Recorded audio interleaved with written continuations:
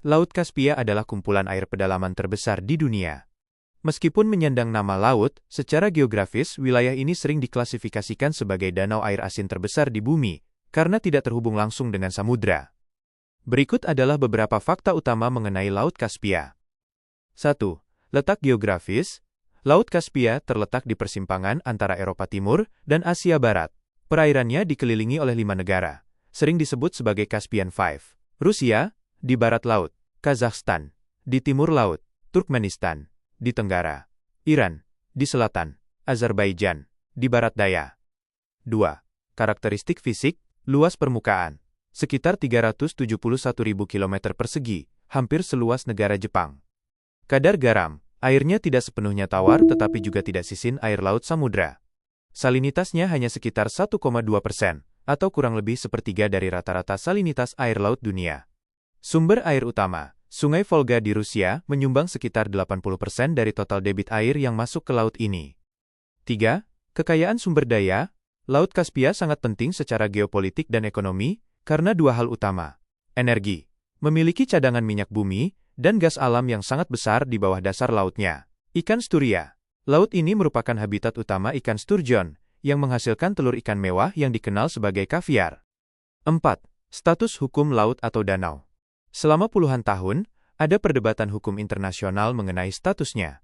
Jika disebut danau, maka kekayaannya harus dibagi rata di antara negara tetangga. Jika disebut laut, maka wilayahnya dibagi berdasarkan garis pantai masing-masing negara, sesuai hukum maritim internasional. Pada tahun 2018, sebuah kesepakatan ditandatangani untuk memberinya status hukum khusus yang menggabungkan elemen keduanya. Karena tidak memiliki muara ke samudra, permukaan air Laut Kaspia berada sekitar 28 meter di bawah permukaan laut global, menjadikannya salah satu titik terendah di permukaan bumi.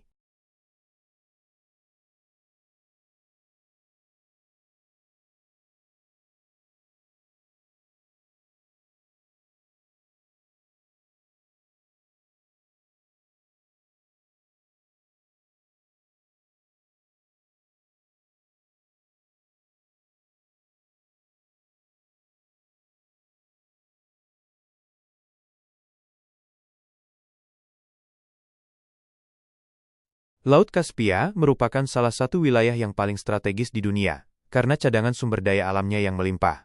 Kekayaan ini menjadi penggerak ekonomi utama bagi negara-negara di sekitarnya. Berikut adalah rincian kekayaan sumber daya di Laut Kaspia. 1. Hidrokarbon, minyak dan gas alam. Ini adalah komoditas paling berharga di kawasan tersebut. Laut Kaspia diperkirakan menyimpan cadangan energi yang menyaingi wilayah Teluk Meksiko, atau Laut Utara. Minyak bumi. Cadangan minyak yang terbukti di kawasan ini diperkirakan mencapai 48 miliar barel. Gas alam. Cadangan gas alamnya jauh lebih besar, diperkirakan mencapai 292 triliun kaki kubik. Negara produsen utama, Kazakhstan memegang cadangan minyak terbesar di utara, sementara Turkmenistan memiliki cadangan gas alam yang sangat masif di wilayah timur. 2. Industri perikanan dan kaviar. Secara biologis, Laut Kaspia adalah ekosistem yang unik. Ikan sturgeon. Laut ini merupakan rumah bagi sekitar 80–90% populasi ikan sturgeon dunia. Ikan ini merupakan sumber utama kaviar, salah satu bahan makanan termahal di dunia. Varietas mewah, jenis beluga sturgeon dari Laut Kaspia, menghasilkan kaviar yang paling dicari karena ukuran dan kualitasnya. Ikan lainnya, selain sturgeon, laut ini kaya akan ikan komersial lain seperti sprat, kilka, ikan sebelah, dan ikan air payau lainnya. 3. Sumber daya mineral. Selain energi fosil, dasar laut dan wilayah pesisirnya mengandung berbagai mineral penting. Garam dan karbonat. Penambangan garam dilakukan secara luas, terutama di wilayah teluk dangkal seperti Karabogas Gold di Turkmenistan, yang merupakan salah satu sumber deposit garam sulfat terbesar di dunia. Logam. Terdapat juga deposit tembaga, besi, dan mineral berharga lainnya di sepanjang garis pantai Azerbaijan dan Rusia. 4. Potensi energi terbarukan. Belakangan ini, fokus mulai beralih ke sumber daya non-ekstraktif, energi angin lepas pantai. Karena wilayahnya yang luas dan terbuka, Laut Kaspia memiliki potensi besar untuk pengembangan turbin angin lepas pantai, terutama di wilayah pesisir Azerbaijan, Baku, dan Kazakhstan. Tantangan pemanfaatan. Meskipun kaya, pemanfaatan sumber daya ini sering terkendala oleh dua faktor besar. 1. Isu lingkungan. Polusi dari pengeboran minyak dan pembangunan bendungan di sungai-sungai yang bermuara ke Kaspia, seperti Sungai Volga, telah mengancam populasi sturgeon. 2. Geopolitik. Penentuan batas wilayah bawah laut antar 5 negara tetangga sempat menghambat proyek pipa bawah laut selama bertahun-tahun sebelum tercapainya kesepakatan.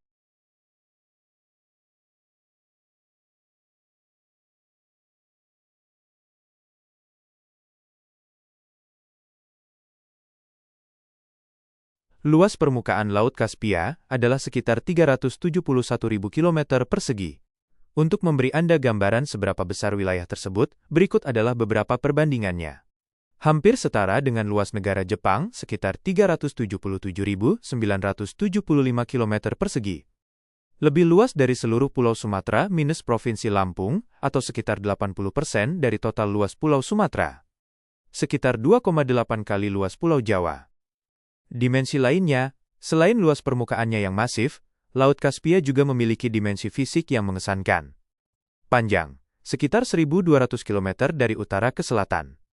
Lebar, rata-rata berkisar antara 200 km hingga 435 km. Kedalaman maksimum, mencapai 1.025 meter di bagian selatan, menjadikannya sangat dalam meskipun bagian utaranya cenderung dangkal, hanya sekitar 5-6 meter.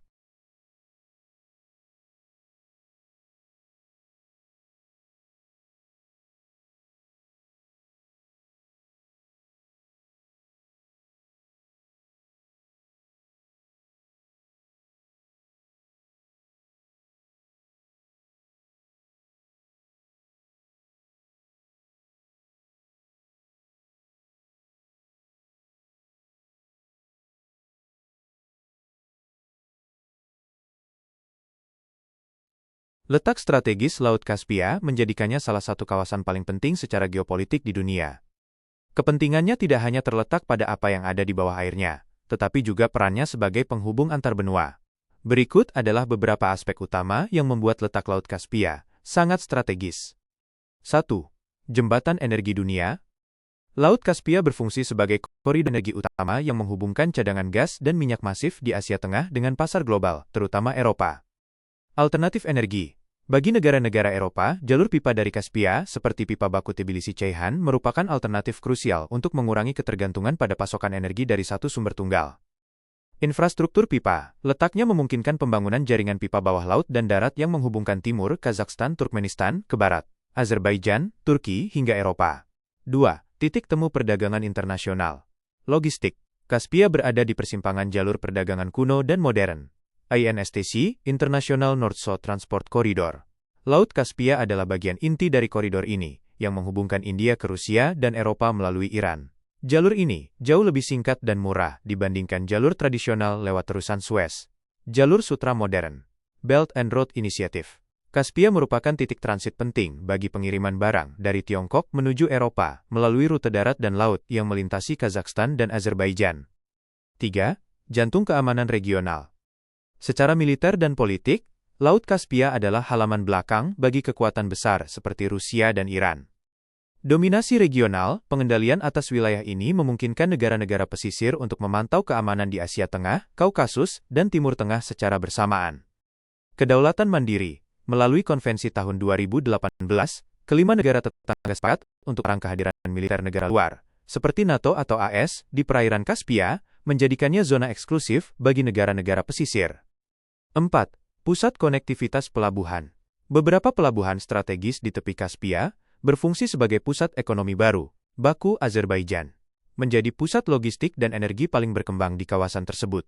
Aktau, Kazakhstan, dan Turkmenbashi, Turkmenistan, titik keluar penting bagi negara-negara yang terkurung daratan, landlocked, untuk mengakses perdagangan internasional. Astrakhan, Rusia, gerbang penghubung ke sistem sungai Rusia, yang memberikan akses ke Laut Hitam dan Laut Baltik.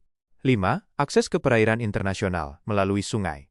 Meskipun Laut Kaspia adalah perairan tertutup, ia memiliki nilai strategis karena terhubung ke laut lepas melalui sistem kanal di Rusia. Kanal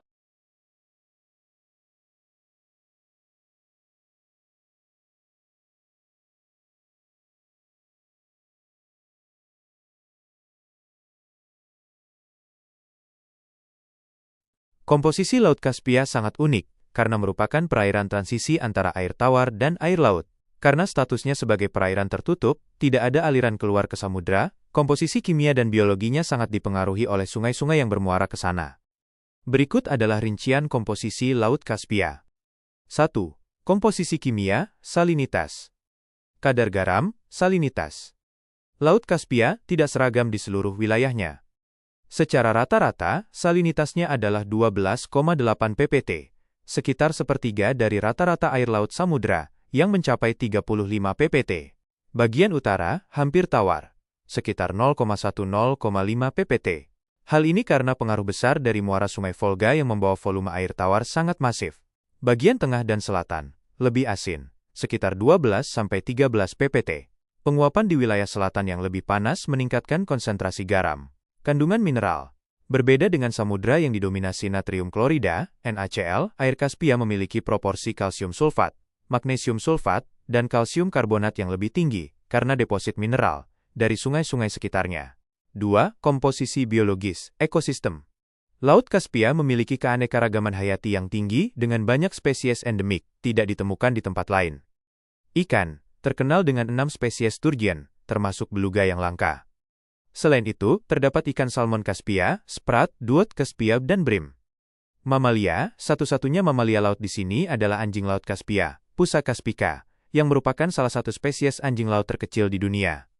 Moluska dan krustasea. Banyak spesies kerang dan udang kecil yang telah beradaptasi dengan kondisi air payau selama jutaan tahun. 3. Komposisi sedimen dan dasar laut. Dasar Laut Kaspia menyimpan kekayaan material yang signifikan. Lumpur dan pasir. Di bagian utara yang dangkal, dasar laut didominasi oleh endapan lumpur sungai. Hidrokarbon. Lapisan bawah tanahnya mengandung komposisi minyak bumi dan gas alam yang sangat padat, terbentuk dari pembusukan materi organik purba selama jutaan tahun. Garam sulfat. Di wilayah teluk tertentu seperti Karabogas Gol, konsentrasi mineralnya sangat pekat sehingga membentuk kristal garam alami di dasar air. 4. Struktur lapisan air. Stratifikasi. Karena perbedaan kedalaman yang ekstrim antara utara dan selatan. Utara, dangkal. Air tercampur dengan baik dari permukaan hingga dasar. Selatan dalam. Terjadi stratifikasi, atau pembagian lapisan. Air di bagian paling dalam seringkali kekurangan oksigen, anoksik. Sehingga, kehidupan organik lebih banyak terkonsentrasi di lapisan atas. Secara keseluruhan, komposisi Laut Kaspia adalah hasil keseimbangan antara air tawar dari daratan Eropa, Asia, dan sisa-sisa air laut purba dari Samudra Tetis yang terjebak jutaan tahun lalu.